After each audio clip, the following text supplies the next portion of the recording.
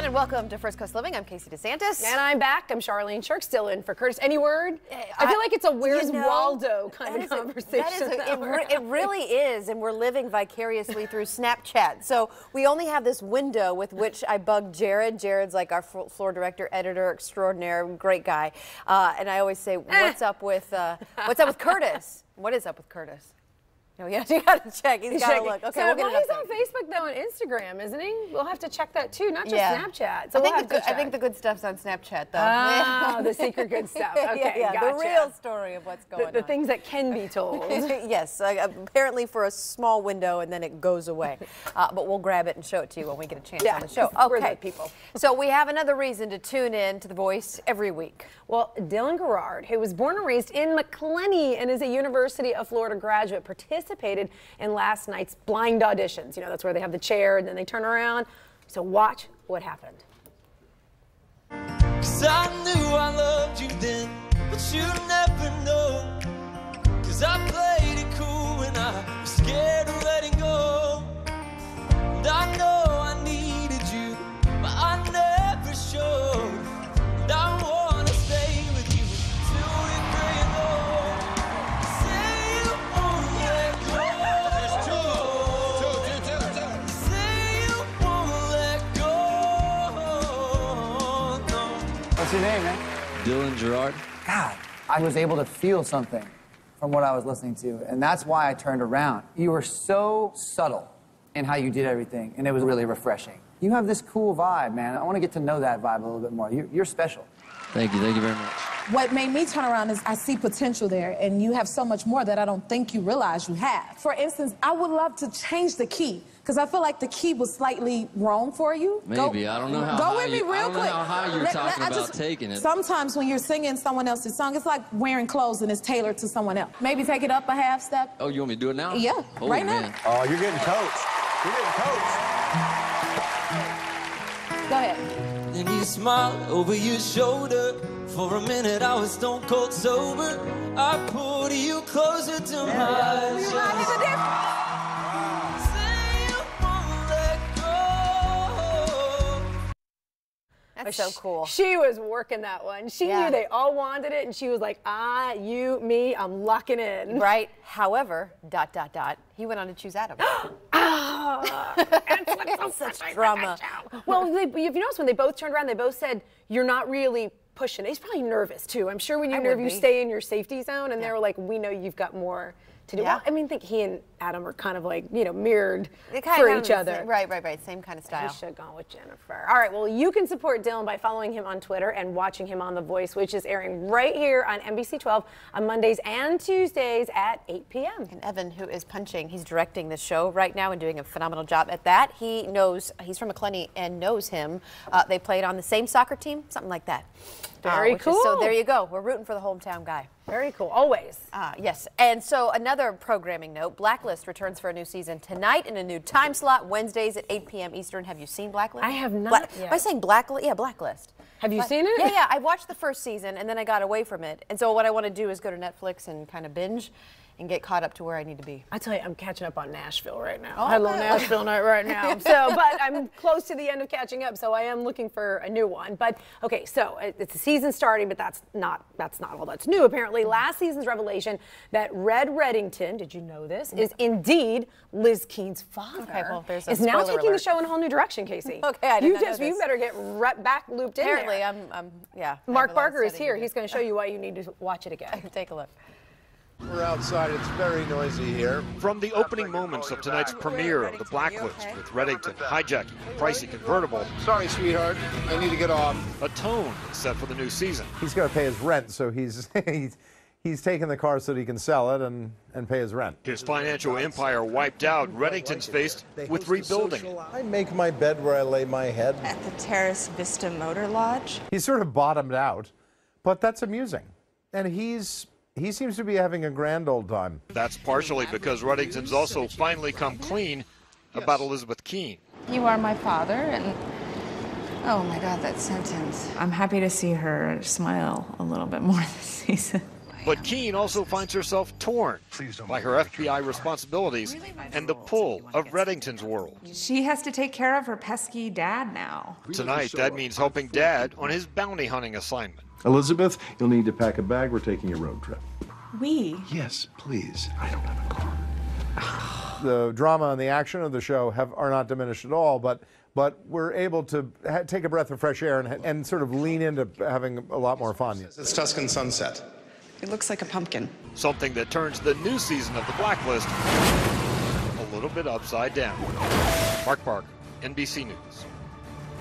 Night, 8 p.m., NBC 12. James Spader's always good. Just He always is. delivers no matter what. A tremendous actor. And he's driving a hot sports car, so you can't go wrong with that. Yeah, not too Cops, bad. cars, and killing. There you go. Makes for a winner. Speaking of films, All right, it is considered one of the biggest film memorabilia prop auctions in the world. And yesterday, some of the most well-known items went up for auction, fetching some very hefty prices. So we thought it would be fun to show you some of the more popular items and how much they went for. Okay, we want to start with one of Charlene's favorite movies of all time because she talks about it continuously. Yep, nonstop. Guardians of the Galaxy. Guardians of the Galaxy, 1 and 2. Never seen it. But what I hear is this is Peter Star-Lord Quill's, or Chris Pratt, who played the role. It's his hero helmet from the movie Guardians of the Galaxy. Star-Lord used his helmet throughout the film for protection in battle and in the vacuum of space, whatever that means. So he can breathe in space, Casey. You can't breathe in space unless you have Star-Lord's helmet. Perfect. And so that went for, are you ready, $148,000. Small fetching. It's worth millions. Is it really? It helps you breathe in space.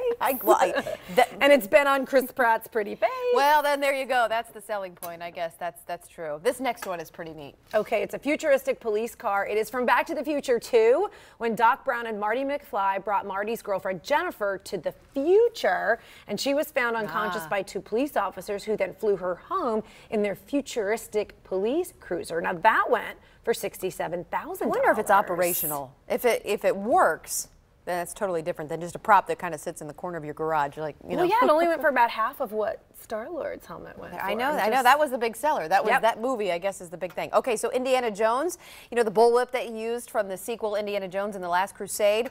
So Jones carried this whip really throughout his adventures in all 4 Indiana Jones films. This particular whip was created for various scenes, including the rescue at Castle Brunwald, where Jones swings, remember, from the electric cables to reach the room holding his father, where, remember, Henry Jones Sr.? Oh, Sean Connery. He did such a great job in that movie. So that thing went for $87,000.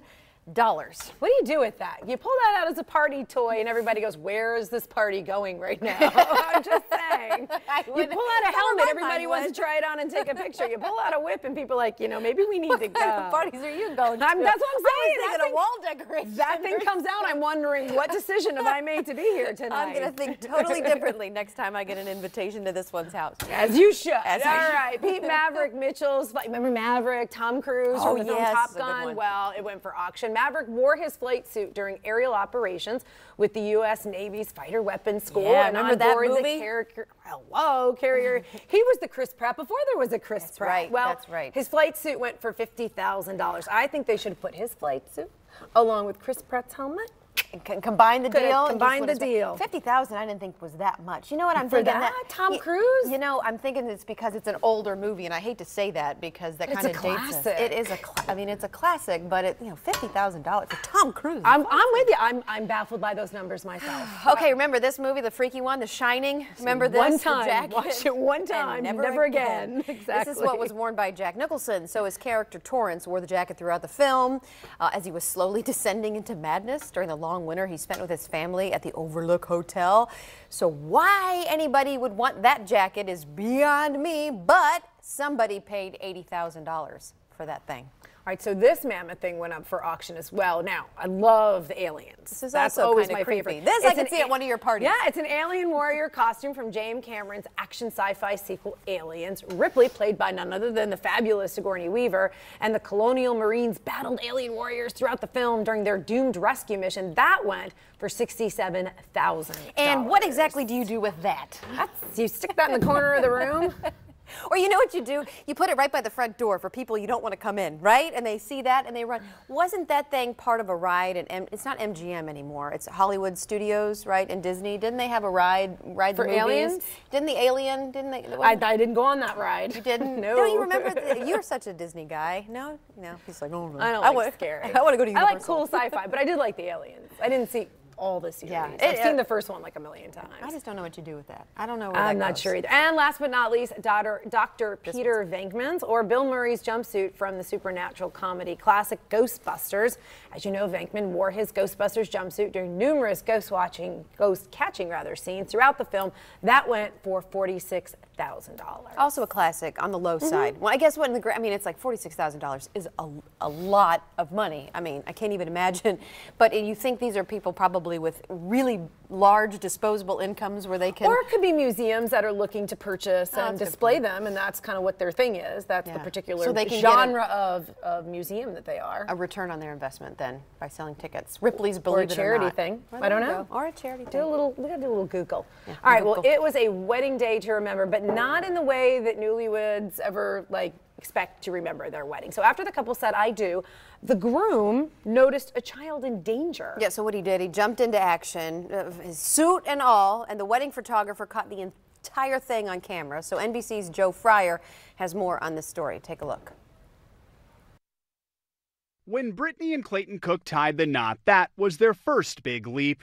The second came moments later. I look over and I see Clay in the water and I think, what is he doing? The groom jumped into a river to save a young boy he didn't even know. It was scary. Yeah, it was.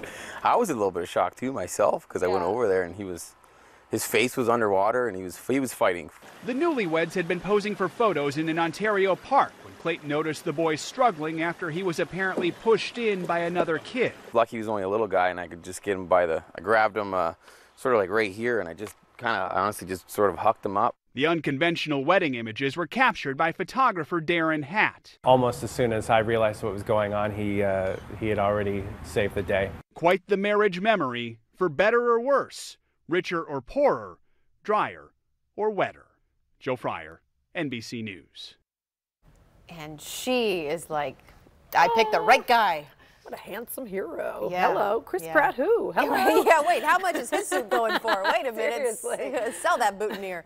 All right, well, the holiday entertaining season will soon be here before you know it. So if you're looking for some ideas for remodeling or sprucing up your home, you can head out to the Home and Patio Show. It starts tomorrow and runs through Sunday. And of course, we've got tickets to give away. Just text the word HOME to 25543 by 3 o'clock today. 2 winners will win a pair of tickets. Now you must be at least 18 years old to enter, and then once we let you know you won, you do have to come by, say hello, and pick up the prize. That is a fun place to just walk through to get inspiration. Good times had by all. Okay, coming up after the break, I'm going to hit the road. I'm going to not literally, I went there the other day. I'm going to stay with you for the rest of the show. Okay. But really, I'm going there. It's like it's just me and Jared now. It's you two. You can talk about Curtis's show. Snapchat. But we are going to Baptist Beaches. We're going to take a look at their new maternity and newborn care area, and we're going to see why they say they designed it to look kind of like a spa-like environment. We're going to go in depth next.